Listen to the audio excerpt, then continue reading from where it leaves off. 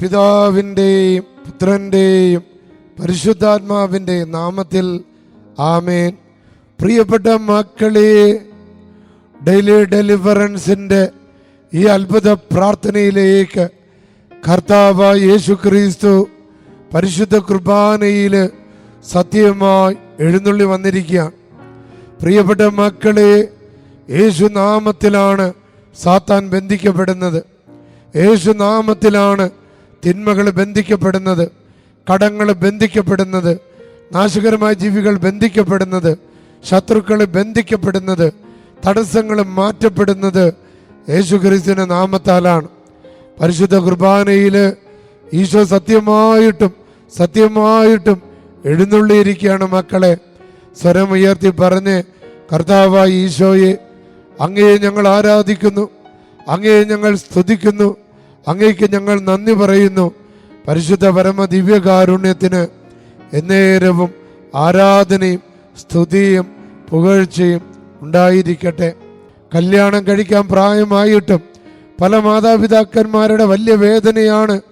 പ്രായമായി കല്യാണം ആലോചിക്കുമ്പോൾ ചില മക്കൾ പറയും, അമ്മേ എനിക്കിപ്പോൾ കല്യാണം വേണ്ട, അപ്പാ എനിക്ക് കല്യാണം വേണ്ട.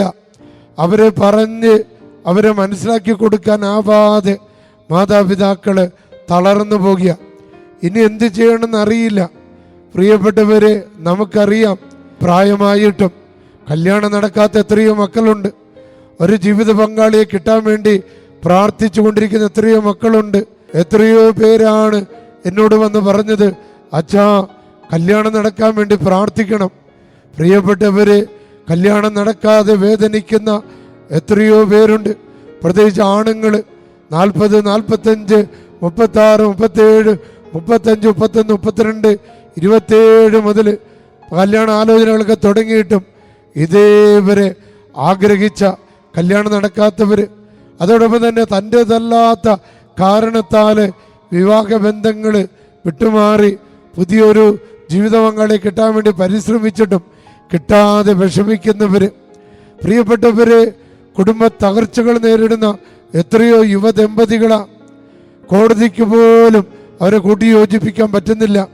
വൈദികര്, സന്യസ്തര്, ധ്യാന കേന്ദ്രങ്ങൾ ഒക്കെ പരിശ്രമിച്ചിട്ടും കൂട്ടിയോജിക്കാൻ പറ്റാത്ത വിധത്തിൽ അകന്നിരിക്കുന്ന ദമ്പതികൾ മദ്യപാനം മൂലം, കലഹം മൂലം, ദേഹോപദ്രവങ്ങൾ മൂലം, തെറ്റായ ബന്ധങ്ങൾ നിമിത്തം, അമിതമായ ജഡികാസക്തികൾ നിമിത്തം, പണവുമായി ബന്ധപ്പെട്ട തർക്കങ്ങൾ നിമിത്തം, അനാരോഗ്യകരമായ കാരണങ്ങൾ നിമിത്തം എത്രയോ കുടുംബങ്ങളാണ് തകർന്നുകൊണ്ടിരിക്കുന്നത്.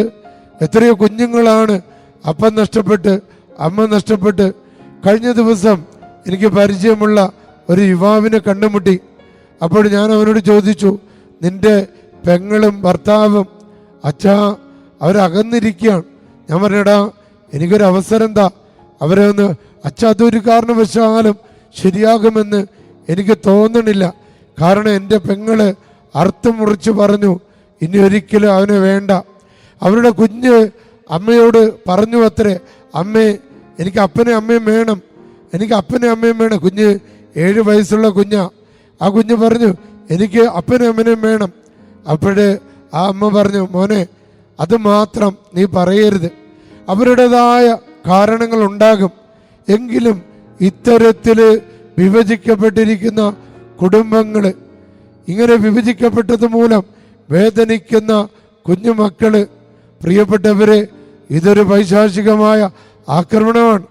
മനുഷ്യന്റെ കണ്ണുകൾ കൊണ്ട് നോക്കിയാൽ അങ്ങനെ നന്നായിട്ട് പോയിരുന്ന പല കുടുംബങ്ങളും എന്തുകൊണ്ട് തകർന്നു എന്ന് ചിന്തിച്ചു പോകും.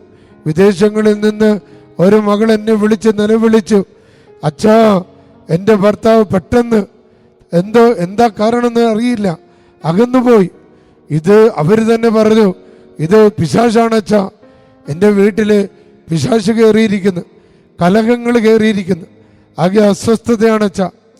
ഒരു സഹോദരി കഴിഞ്ഞ ദിവസം എന്നോട് വന്ന് പറഞ്ഞു, അച്ഛാ ഞാൻ വളരെയധികം വേദനിക്കുക, വളരെയധികം ബന്ധിക്കപ്പെട്ടിരിക്കുക. കാരണം എൻ്റെ മക്കൾ തമ്മിൽ ഭയങ്കര കലഹങ്ങളാണ്. അപ്പോഴ് അവർ കേട്ടിട്ടുണ്ട്, അമ്മ എന്ത് കാരണത്താലാണെങ്കിലും അപവർഷം ചെയ്തിട്ടുണ്ടോ, അങ്ങനെയെങ്കിൽ അമ്മ പോയി കുമ്പസാരിക്കണം. അപ്പോൾ ആ സഹോദരി എൻ്റെ അടുത്ത് നേരെ വന്ന്, ഞങ്ങൾ പള്ളിയുടെ പുറത്ത് നിൽക്കുമ്പോൾ എൻ്റെ അടുത്ത് വന്ന് പറഞ്ഞു, അച്ഛാ ഞാൻ കുമ്പസാരിക്കാൻ വന്നിരിക്കുക. അപ്പോൾ കുമ്പസാര രഹസ്യമല്ല അച്ഛൻ പറയുന്നത്, പക്ഷെ അതിന് മുന്നോടിയായി ഇങ്ങനെ അവിടെ ഗ്രൗണ്ടിൽ വെച്ച് എന്നോട് പറഞ്ഞു, അച്ഛാ ഞാൻ ഇങ്ങനെ ഇതേപോലെ വേദനിക്കുന്നുണ്ട് ഈ കാരണത്താ. അപ്പം കലഹങ്ങൾ കടന്നു വരുന്നതിന് നമ്മൾ അറിഞ്ഞോ അറിയാതെ ചെയ്തു പോയ പാപങ്ങൾ കാരണമാകാം. കാരണം സാത്താന് അവസരം കൊടുത്തിട്ടുണ്ടാകാം. ആ സാത്താനെ ഇന്ന് ബന്ധിക്കുക.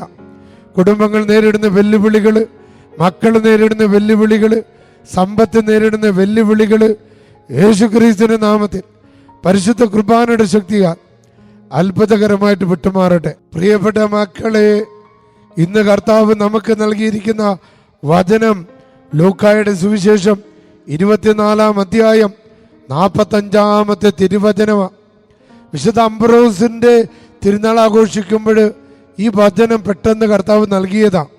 വചനം ഇങ്ങനെയാണ്: വിശുദ്ധ ലിഖിതങ്ങൾ ഗ്രഹിക്കാൻ തക്കവിധം അവരുടെ മനസ്സ് അവൻ തുറന്നു. ഈ ഡെയിലി ഡെലിവറൻസ് പ്രാർത്ഥന നമ്മുടെ കുടുംബത്തിൻ്റെ മേലുള്ള എല്ലാ ബന്ധനങ്ങൾ വിട്ടുമാറാൻ കാരണമാകട്ടെ. പ്രിയപ്പെട്ട മക്കളെ, പരിശുദ്ധാത്മാവിനെ കിട്ടാൻ വേണ്ടി സ്തുതിച്ച് ഹല്ലേലൂയ ഹല്ലേലൂയ ഹല്ലേലൂയ. പരിശുദ്ധാത്മാവേ, ദിവ്യകാരുണ്യത്തെ നോക്കി ഞങ്ങൾ പ്രാർത്ഥിക്കുമ്പോൾ പരിശുദ്ധ കുർബാനയിൽ നിന്ന് ദൈവത്തിൻ്റെ ആത്മാവ് ഈ വചനം കേട്ടുകൊണ്ടിരിക്കുന്ന എല്ലാ കുടുംബങ്ങളിൽ വന്ന് നിറയട്ടെ. പിതാവിൻ്റെയും പുത്രൻ്റെയും പരിശുദ്ധാത്മൻ്റെ നാമത്തിൽ ആമേൻ. സർവശക്തനും പിതാവുമായ ദൈവത്തിൻ്റെ നാമത്തിലും പുത്രനും കർത്താവുമായ ഈശോമിശിഹായുടെ നാമത്തിലും ജീവദായകനായ പരിശുദ്ധാത്മൻ്റെ ശക്തിയോടുകൂടെ പരിശുദ്ധ കന്യകാമറിയത്തിൻ്റെയും വിശുദ്ധ ഔസേപ്പിൻ്റെയും മുഖ്യദൂതനായ വിശുദ്ധ മിഖായേലിൻ്റെയും മറ്റെല്ലാ മാലാഖമാരുടെയും വിശുദ്ധരുടെയും രക്തസാക്ഷികളുടെയും വന്ദകരുടെയും മധ്യസ്ഥതയിൽ ആശ്രയിച്ചുകൊണ്ട് ഈ ദേവമാത കത്തീഡ്രൽ ദേവാലയത്തിൽ ബലിയർപ്പിക്കപ്പെട്ടുള്ള വിശുദ്ധരായ ഇറ്റാലിയൻ മിഷണറിമാരുടെ ചൈതന്യത്തോട് ചേർന്ന് ഈ മക്കളെ ബാധിച്ചിരിക്കുന്ന എല്ലാ അന്ധകാര ശക്തികളോടും എല്ലാ തിന്മയുടെ ആധിപത്യങ്ങളോടും ഞാൻ ആജ്ഞാപിക്കുന്നു, ഞാൻ കൽപ്പിക്കുന്നു. പൈശാചിക ശക്തികളെ, നാരിക ശക്തികളെ, തിന്മയുടെ ആധിപത്യങ്ങളെ ഈ മക്കളുടെ ജീവിതത്തിൽ ആദിവ്യാധികളും പീഡകളും ആപത്തുകളും അപകടങ്ങളും ദുഃഖങ്ങളും ദുരിതങ്ങളും പാപവാസനകൾ ഉണ്ടാക്കുന്ന എല്ലാ ശക്തികളെ, സ്വാധീനങ്ങളെ, മന്ത്രവാദങ്ങളെ, കൂടോത്രങ്ങളെ, സർപ്പങ്ങളെ, അശുദ്ധാത്മാക്കളെ, ശാപങ്ങളെ, കൈവശങ്ങളെ കർത്താവായ യേശുവിൻ്റെ പരിശുദ്ധമായ നാമത്തിൻ്റെ ശക്തി, ദിവ്യകാരുണ്യത്തിൻ്റെ ശക്തിയിൽ ആശ്രയിച്ചുകൊണ്ട് ഞാൻ നിങ്ങളെ ബന്ധിച്ച് നിർവീര്യമാക്കി കർത്താവിൻ്റെ കുരിശിൻ്റെ പാദങ്ങളിലേക്ക് ആട്ടിപ്പായിക്കുന്നു. ഇനിമേലിൽ ഈ മക്കളുടെ ജീവിതത്തിൽ വന്നു പോകരുതെന്ന് യേശുക്രിസ്തുവിന്റെ നാമത്തിൽ കൽപ്പിക്കുന്നു, യേശുക്രിസ്തുവിന്റെ നാമത്തിൽ ബന്ധിക്കുന്നു, യേശുക്രിസ്തുവിന്റെ നാമത്തിൽ ശാസിക്കുന്നു. സ്തുതിച്ച മക്കളെ, ഹല്ലേലൂയ ഹല്ലേലൂയ ഹല്ലേലൂയ.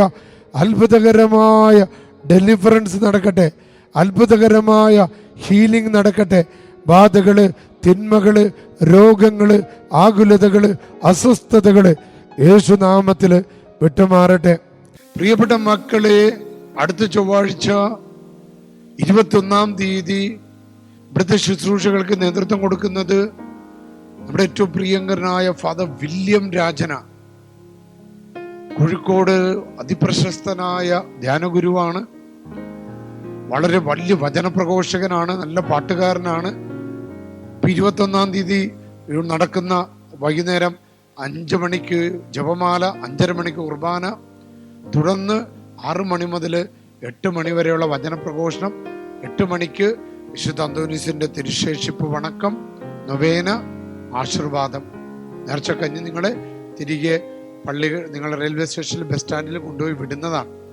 എല്ലാവരും സ്നേഹത്തോടെ ഞാൻ ക്ഷണിക്കുന്നു.